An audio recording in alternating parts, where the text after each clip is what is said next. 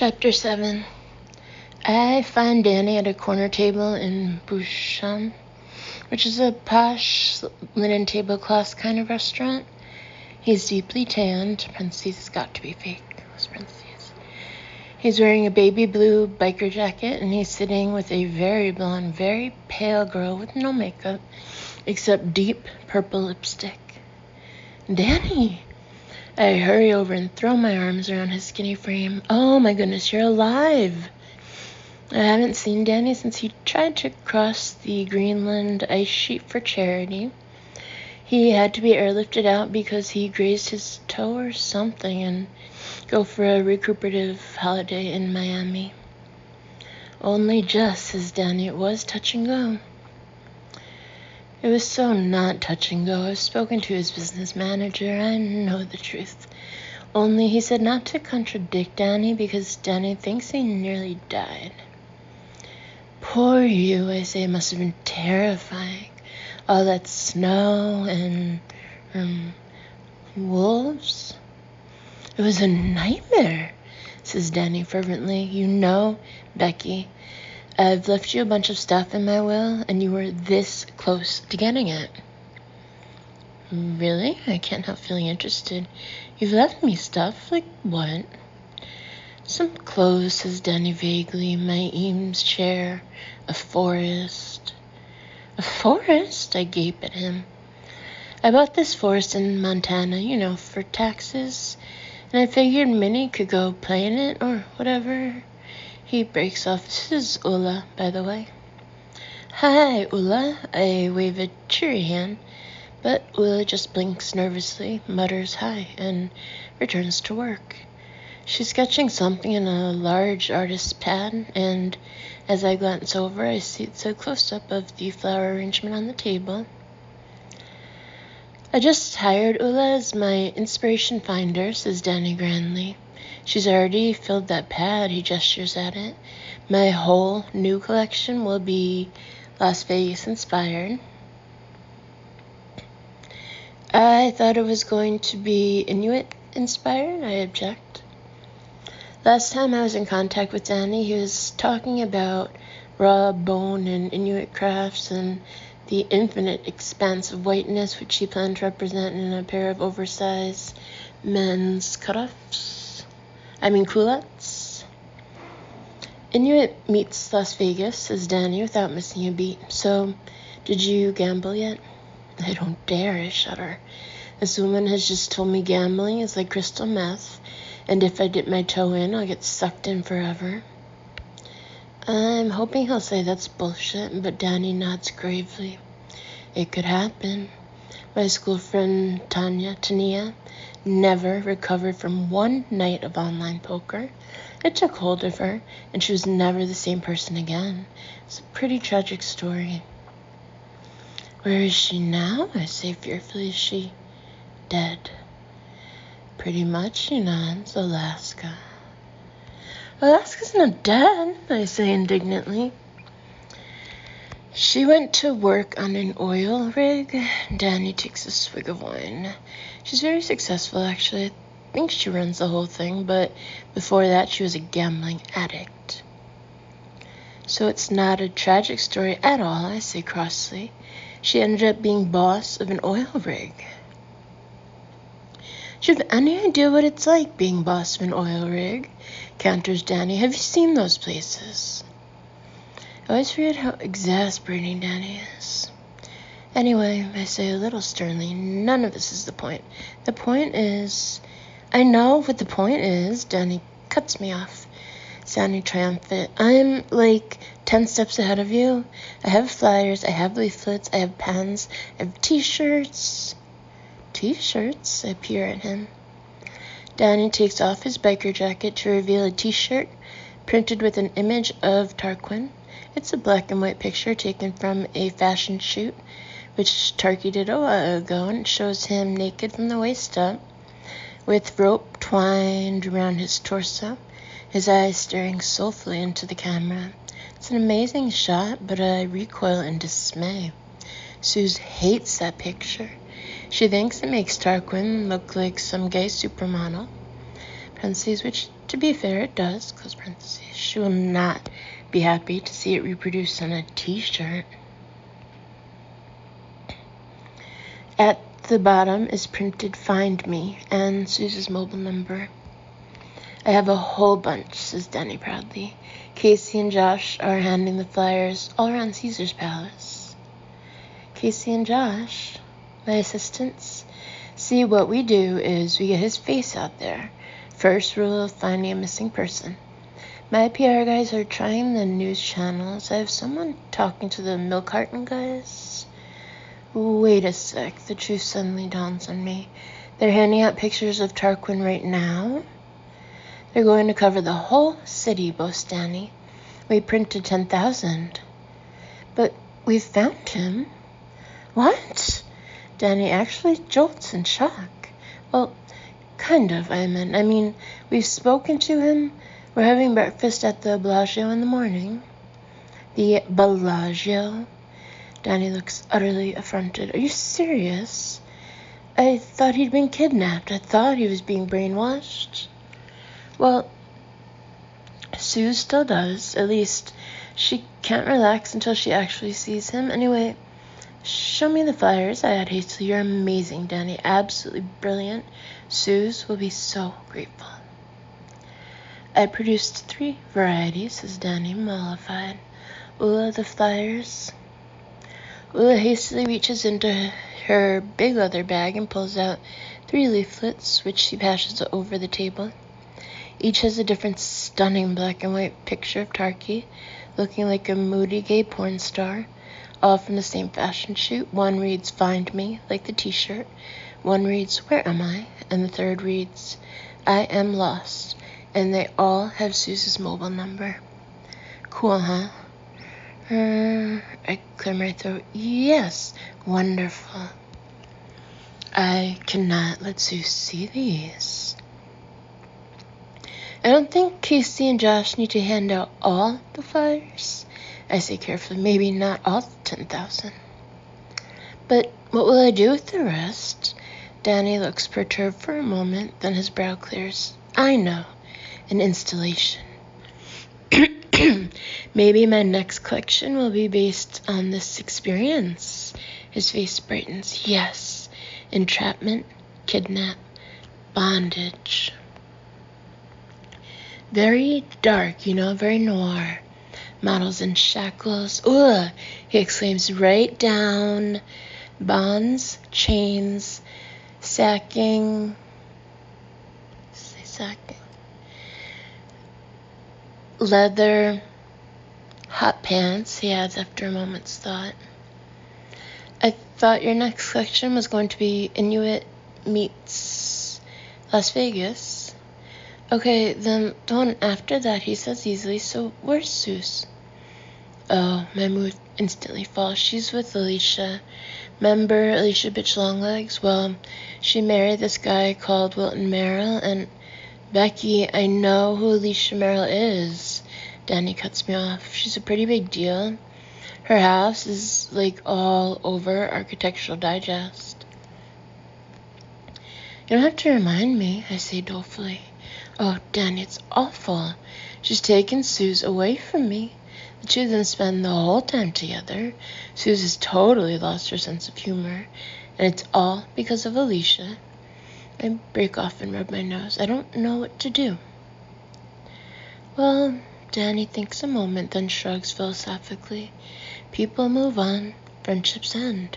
If you love Suze, maybe you need to let her go. Let her go? I gaze at him stricken. He wasn't supposed to say that. People change. Life changes. It's the way of the world. Maybe it's meant to be. I stare down at the tablecloth, my head a miserable whirl. It can't be meant to be that I lose Suze to Alicia Bitch Longlegs. It can't be. So how is she these days? Alicia, says Danny. Still the sweet thing she always was. Still trying to wreck people's marriages. I feel a wash of relief. At least Danny knows what Alicia's really like. She pretends to be a reformed character, I say darkly, but I don't trust her. She's up to something. No way, Danny perks up. Like what? I don't know, I admit, but she has to be. She always is. Keep your eye on her. Got it, he nods. Not that you'll see her tonight. I hunch my shoulders gloomily. Here we are in Las Vegas. I've spoken to Tarquin and Dad, and we know they're safe. We should be celebrating, but Alicia and Suze are refusing to have any fun. They're going to have an early night. Can you believe it? Well, I'll have fun. Danny reaches over and clasps my hand with his warm, dry fingers. Don't look blue, Becky. What shall we do? Hit the casino? I'm meeting Luke there in a little while, I tell him, although I'm a bit, freaked out. Why? Honestly, wasn't he listening? Because I make agitated gestures with my hands. Crystal meth? You're not taking that seriously, Danny laughs. Becky, gambling is fun. You don't understand. I'm the type of personality to get hooked. My whole life may spiral away in a toxic mix of addiction and dependence. You'll try to help me, but you won't be able to. I've seen true life movies about drug addiction. I know how it goes. One minute you're saying, I'll just have one puff. And the next minute you're in court with unwashed hair, fighting for custody of your children. Relax. Danny gestures for the bill. Let's go and hit the tables. If you start to look anything like an addict, I'll drag you away. Promise. Even if I swear and spit at you and say I don't care about my friends and family anymore, I say fearfully. Especially then. Come on, let's see if we can lose all Luke's money. Joke, he adds at my expense. Joke. It only takes a few minutes to reach the casino, and as we enter, I take a deep breath. So this is it, Las Vegas proper. The beating heart of the city. I look around, almost dazzled by the neon and patterned carpet and shiny outfits. Everyone seems to be gleaming in some way or other, even if it's just their diamond-encrusted watch glittering in the lights. Did you get any chips yet? Asks Danny, and I reach for my complimentary chips. Luke gave me his too, so I've got loads. I've got $50 worth, I say, totting them up. 50? Danny stares at me. You can barely get a bet on a table for that. You need 300 at least. I'm not spending 300, I say, in horror. Goodness, gambling's expensive. You could get a really nice skirt for $300. Well, I bought 500's worth earlier, says Danny, his eyes gleaming. So, I want to get going. 500? I gape at him. I'll make 10 times that much. You wait and see. I'm feeling lucky tonight. He blows on his hands, lucky fingers. His glee is infectious, and as we turn to survey the room, chips in our hands, I can't help feeling thrilled and terrified. Both. I've never been anywhere like this. Even the air is infected with gambling. You can practically sense it in people's breath as you walk past the tables. A kind of heightened, tense feeling, like when you're in the queue outside a sample sale. All around I can hear roars and exclamations from tables as customers win or lose, mixed with the clicking of chips and the clinking of cocktail glasses on trays held by skimpily dressed waitresses, and all the time the continual background bleeping of the machines. What shall we play? I demand. Roulette? Blackjack, says Danny firmly, and ushers me toward a big table. It all looks so grown up and serious and real. As we slide into a pair of empty seats at the table, no one even looks up to say hello. It's a bit like sitting at a bar, except the bar is covered in fabric, and instead of handing out drinks, The guy is dealing out cards. There are two elderly men at the table and a girl in a tuxedo and sparkly trilby who looks very bad-tempered. I don't know how to play, I whisper in a panic to Danny. At least I sort of know how to play. It's the same as Twist, isn't it? I play Twist with Mom and Dad every year at Christmas. But are there special rules in Las Vegas? Easy, Danny says. Put down some chips, $20. He takes the chips from my hand and places them firmly in a circle on the table. The dealer is a Japanese-looking girl, and she barely acknowledges my chips. The word is croupier, C-R-O-U-P-I-E-R, but I've never heard that word and I don't know how to pronounce it, so. Is a Japanese-looking girl and she barely acknowledges my chips, just waits till everyone has bet, then deals out the cards. I've got a 6 of hearts and a 6 of spades. Twist, I say loudly, and everyone stares at me. You don't say twist, says Danny, glancing at my cards. You want to split. I don't know what that is, but I'll trust Danny. Okay, I say boldly, split. Don't say split, mutters Danny. Put your chips here. He points at the table, and make a V with your fingers. Okay, I follow his guidance, feeling suddenly very cool and professional. The dealer separates my 2 cards and deals again. Oh, I see, I exclaim as she gives me an 8 of clubs and a 10 of hearts. I have 2 piles now. I'm bound to win. I look around the table, watching as everyone plays. This is actually quite fun. Becky, you're up, murmurs Danny. Everyone's waiting. Oh, right, I peer at my cards. 1 pile totals 14 and the other totals 16. Which should I do? Twist or stick? My mind flips backward and forward, undecided. Becky? Yes, give me a second. Gosh, this game is hard. I mean, it's really hard. How do I decide? I close my eyes and try to channel the betting gods, but they're clearly on a tea break. Becky, prompts Danny again. Everyone at the table is frowning at me. Honestly, don't they realize how difficult this is? I massage my brow. I'm not sure. I just need to think. Ma'am. Now the dealer is looking impatient. Ma'am, you need to play. Gambling is so stressy. It's like trying to decide whether to buy a marked-down coat in the Selfridges sale when there might be a better one at Liberty, but if you leave this one, it might get snapped up by someone else. What shall I do? I peel around the table. How do you all stay so calm? Ma'am, it's gambling. You just make a choice. Okay, twist, I say. Let's hit whatever on both of them. Ooh, shall I double down? I turn to Danny. I don't know what double down is, but I've heard it in films, so it must be a thing. No, he says firmly. The dealer deals a 9 and a 10, finishes the round, and scoops my chips toward her. What? I say in bewilderment. What just happened? You went bust, says Danny. But is that it? Doesn't she even say anything? No, she just takes your money, and mine too. Bummer. I stare at the silent dealer, feeling a bit affronted.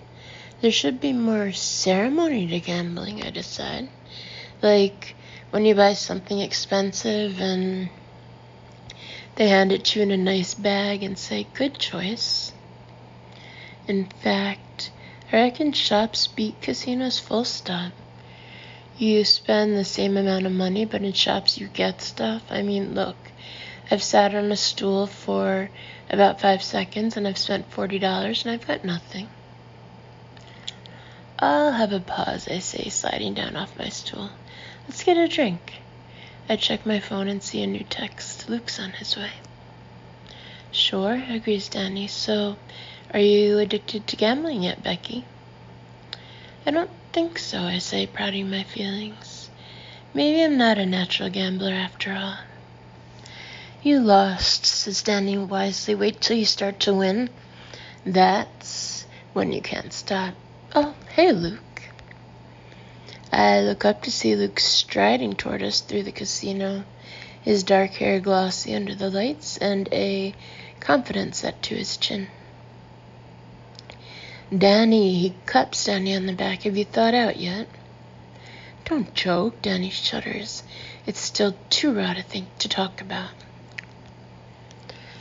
Luke meets my eye and I shoot him a tiny grin. The thing about Danny is he takes himself very seriously, but he's so sweet you just kind of go with it. So, Becky, have you made our fortune yet? Asks Luke. No, I've lost. I say I think gambling's rubbish. You haven't gotten started yet, says Danny. Let's hit another table. Maybe, I say, but don't move. I'm still not convinced by this whole gambling lark. If you lose, then that's crap, obviously, and if you win, then that's great, but you might get addicted. Don't you want to, Becky? Luke looks at me curiously. Kind of, except, what if I do start winning and get hooked? You'll be fine, says Luke reassuringly. Just decide on a strategy before you begin and stick to it. What kind of strategy? Like, I'll gamble for this long, then stop. I'll spend this much, then walk away, or simply quit while you're ahead. What you should never do is throw good money after bad. If you lose, you lose. Don't try to bet yourself back into winning. I'm silent for a moment, processing all this. Right. Okay. I look up at last. I have a strategy. Great. So what do you want to play? Not blackjack, I say firmly. It's a stupid game. Let's play roulette. We head to an empty roulette table and sit down on the high chairs. The croupier, a bald guy in his 30s, at once says, "Good evening and welcome to my table," with a twinkly smile, and I already like him better than that last one. She was a total misery, no wonder I lost. Hi, I smile back and put a single chip on red, while Luke and Danny opt for black. I watch, mesmerized, as the roulette wheel spins round. Come on, red, come on, red. The ball clatters into a pocket, and I blink at it in astonishment. I won! I actually won. That's my first ever win in Las Vegas, I tell the guy, who laughs. Maybe you're on a lucky streak. Maybe. I put my chips on red again and focus on the table. It's quite a sight. The spinning wheel, it's almost hypnotic. We're all staring at it, unable to draw our eyes away until it finally slows and the ball falls into a pocket. Yes, I won again. Okay, roulette is the most excellent game in the world. I don't know why we ever wasted our time on that stupid blackjack. It's half an hour later, and I've won so many times I feel like the gambling goddess. Luke and Danny have both kept just about even, but I've accumulated a massive great pile of chips. I'm still going strong. I'm brilliant at this game. I can't help gloating as I win yet another stack of chips. I take a swig of margarita and survey the table, pondering my next move. You're lucky, Luke corrects me. Luck, talent, same thing. I take all my chips, concentrate for a moment, then put them on black. Luke slides some chips onto odd, and we all watch, rapt, as the wheel spins round. Black, I yell, as the ball clatters onto 10. I won again. Next, I put my chips on black, and then red again, and somehow I keep on winning.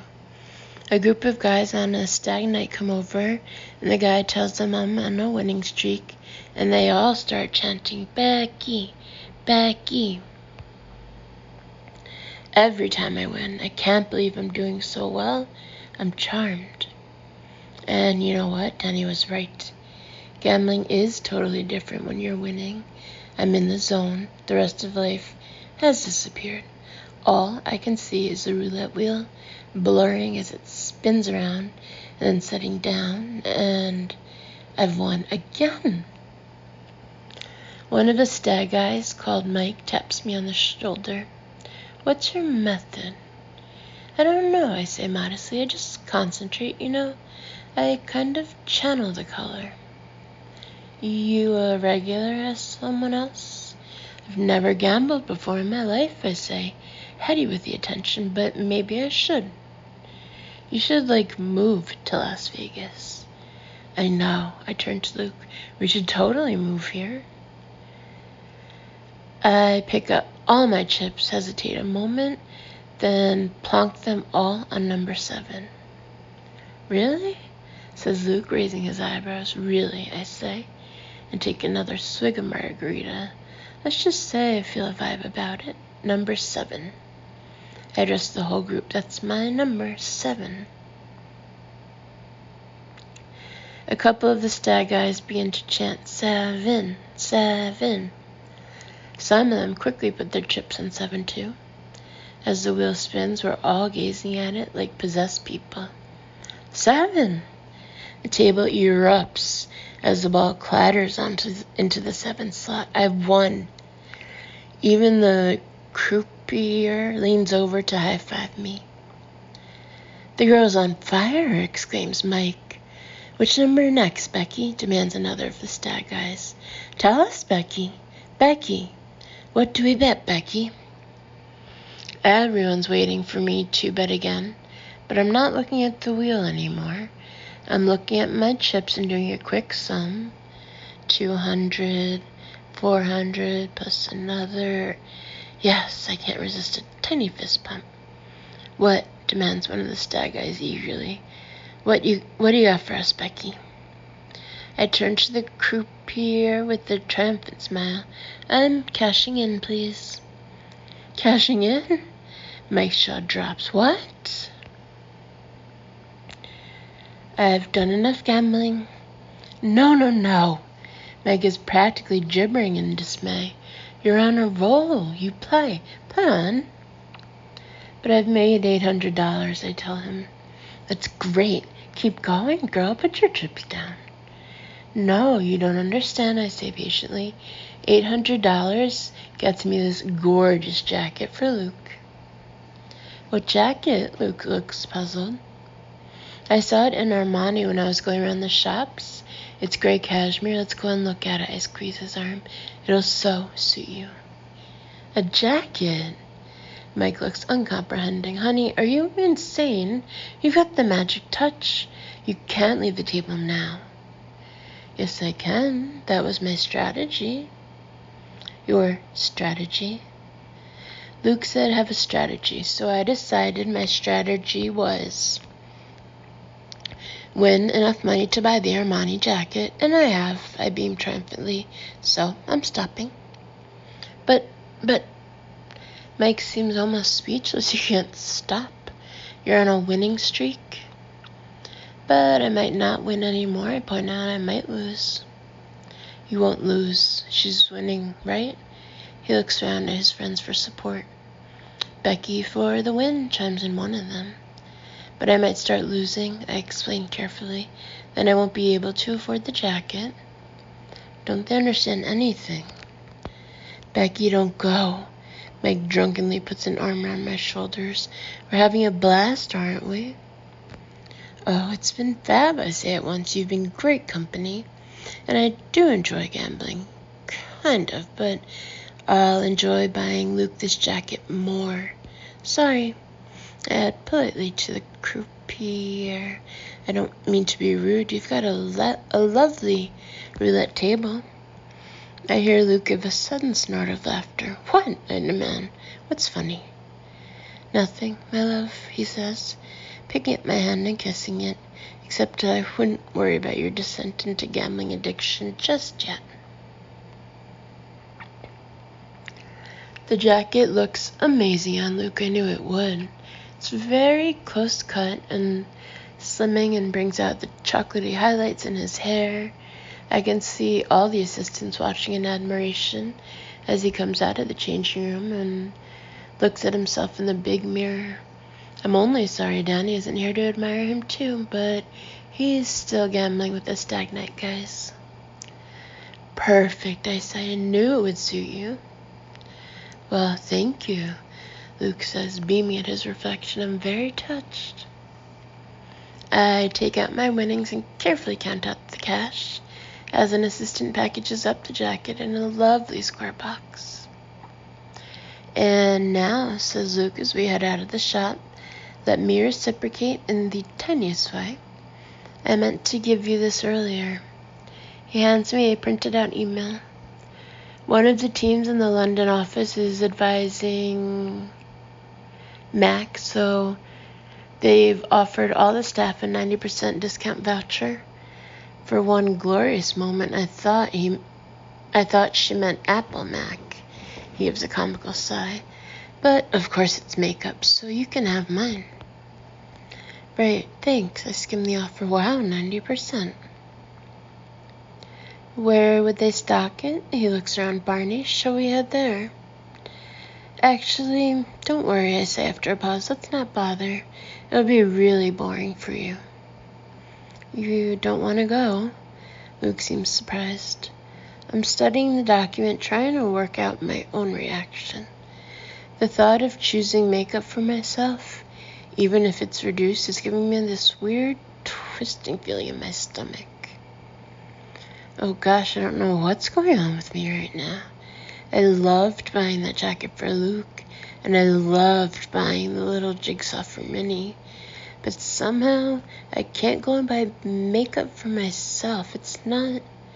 I feel so strange. I don't deserve it. The miserable thought flashes through my head, making me wince. No thanks, I force a cheery smile. Let's go up and relieve Mom and Janice from babysitting duty. You don't want to walk around anymore? Look at the lights? No thanks. All my elation from earlier has melted away. The moment that Luke suggested treating me, it's as though a voice popped up inside my head to berate me. But it's not the nice, even-tempered, golden peace voice telling me to buy with meaning and do everything in moderation. It's a harsher voice telling me I don't deserve anything at all. We walk together away from the shops toward the elevators, letting the clamor of people and music wash over us.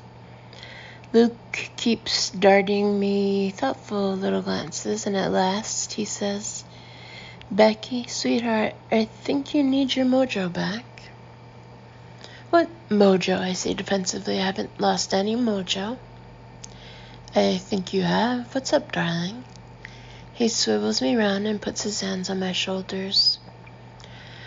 Well, you know, there's a bump in my throat, everything. It's all my fault, this trip. I should have gone to see Brent sooner. Should have listened to Dad more. No wonder Suze... I break off, my eyes hot in Luke's eyes. Suze will come round. But I was talking to Danny about it, and he said friendships end, and I should let Suze go.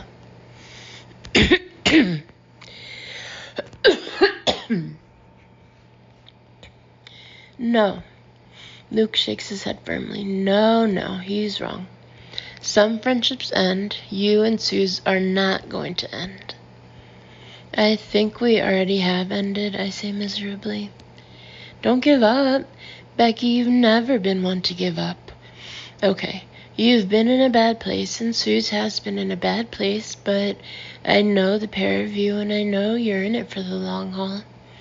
You'll be grandmothers together.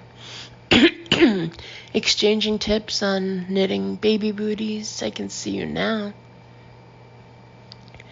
Really? I say with a flicker of optimism. Do you think so? I can actually picture us as old ladies. Some will have long white hair and an elegant walking stick. Sue's.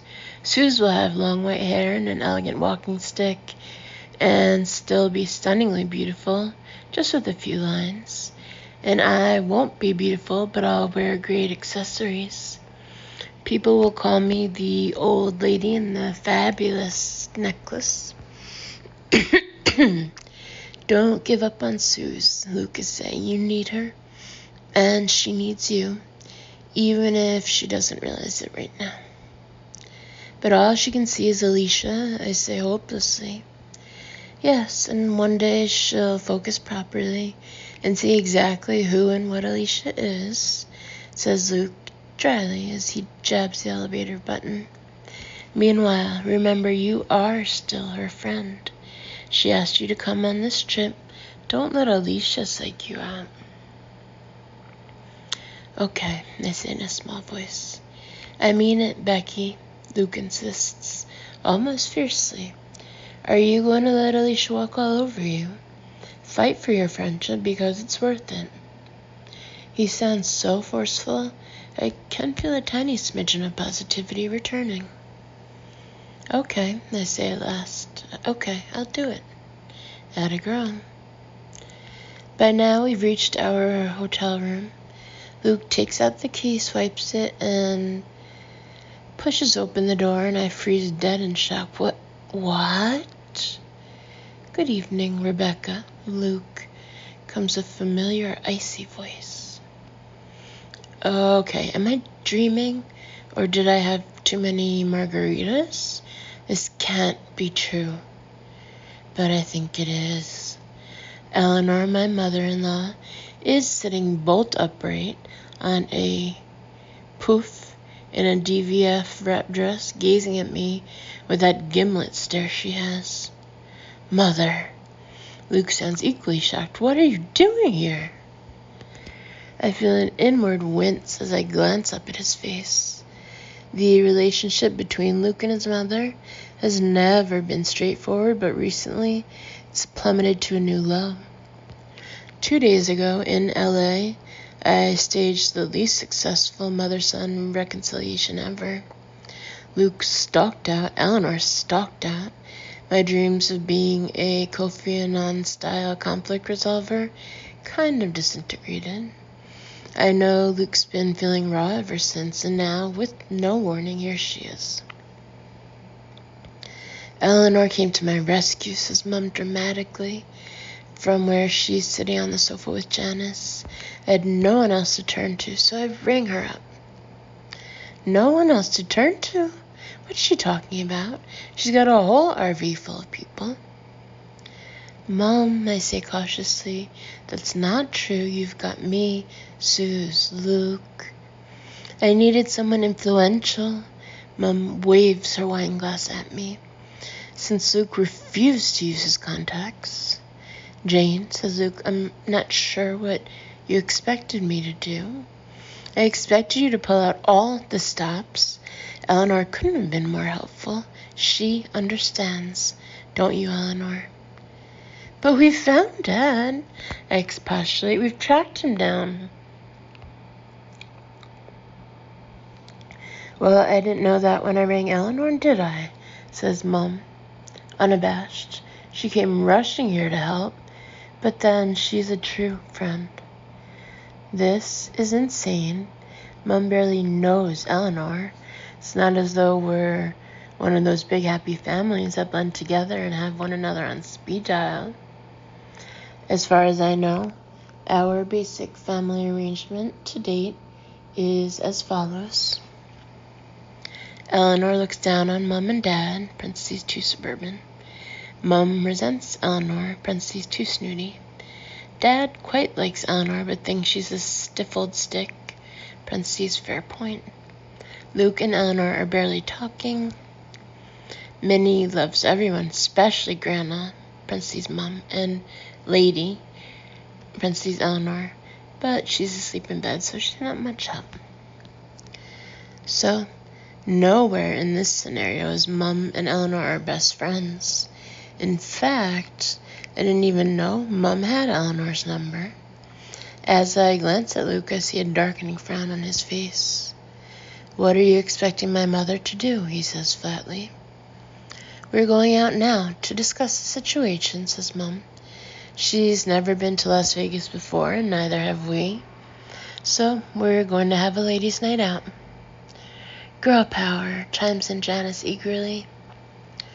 "You look nice, Eleanor. I can't help adding my bit lovely dress." It was me who suggested that Eleanor wear a wrap dress instead of her endless stiff suits. And look, she's taken my advice again. She's in a black and white print dress which fits her perfectly. I think she might have had this one altered and makes her look so much more feminine. Next, I'm going to suggest layering her hair. Parentheses, one thing at a time though, close parentheses. I can tell Luke is pissed off with Mom, although he's trying to hide it. "Mother," he says, "please don't feel you have to be dragged into this. It was inappropriate of Jane to call you." "Inappropriate," retorts Mom. "Eleanor's family, aren't you, Eleanor?" "She's been in ill health recently," says Luke. "The last thing she needs is to be drawn into some family drama. Mother," he turns to Eleanor, "if you haven't already eaten, I suggest the two of us go out for a late dinner. Becky, you don't mind, do you?" "No," I say hurriedly, "not at all. You go." Because the truth is, Luke sounds awkward as he addresses Eleanor. "Well, the fact is, I didn't behave well the other night, and I'd like to make it up to you. I think we need an opportunity to build bridges." Luke pauses, rubbing his neck, and I know he's finding this hard, especially in front of everyone. "And I have some apologizing to do. Please let me start with dinner." "I appreciate your words, Luke," says Eleanor after a stiff little pause. "Thank you. I think, if you are willing, that we could—" She seems just as awkward as Luke. "We could draw a line under the past and begin again." I catch my breath and glance at Luke. I can't quite believe I'm hearing the words "draw a line" and "begin again." They're making up. Finally. Hopefully we'll have a lovely long bonding dinner and talk it through, and everything will be different from now on. Wonderful. Luke's face breaks into a relieved smile. I can't think of anything I'd like better. Why don't I book us a table? We'll have dinner, maybe talk about the holiday in the Hamptons we were planning. I haven't finished, Eleanor interrupts. I appreciate your words, Luke, and I would like to put our past difficulties behind us. But I have decided that tonight, she pauses, I will go out with Jane and Janice. My jaw actually drops. Eleanor and Mom out together in Las Vegas. That's right, Mom pats Eleanor's shoulder. You come and have fun with us. Girl power, exclaims Janice again. Her cheeks are pink, and I wonder how many mini bottles of wine she's had. You want to go out with them, not me? Asks Luke as though he can't believe it. To be fair, it is quite unbelievable. When Eleanor first met my family, she was so snobby. She behaved as though all the Bloomwoods had some sort of plague. Jane has some photographs of Minnie she has promised to show me, says Eleanor. I would like to see her babyhood. I miss so much of it. Her eyes flicker as though with some distant emotion, and I feel an uncomfortable twinge. Poor Eleanor has been on the outskirts of this family for too long. Quite right, Eleanor. You have a look through my iPhone, and I'll send you any pickies you like, says Mom, pulling on her jacket and standing up. You could make a collage for your kitchen, or... I know. You like jigsaws, don't you? Well, then have a jigsaw made of a picture of Minnie. They'll do it at Snappy Snaps. A jigsaw? Eleanor frowns thoughtfully. A jigsaw of Minnie's likeness. What a good idea. Oh, I'm full of good ideas. Mom starts bustling her to the door. Come on. Ready, Janice? Eleanor, have you ever gambled before? I play baccarat and Monte Carlo from time to time, says Eleanor stiffly, with the de Brossiers, an old Monaco family. Good. Then you can show us how it's done. I need to let off some steam, Eleanor. I don't mind telling you. Bye, Becky, love. I'll see you at the Bellagio tomorrow morning, 9 sharp. Your father had better be ready for some home truths. Now, Eleanor, do you enjoy a cocktail? As the door closes, Mum is still talking, and Luke and I just gape at each other.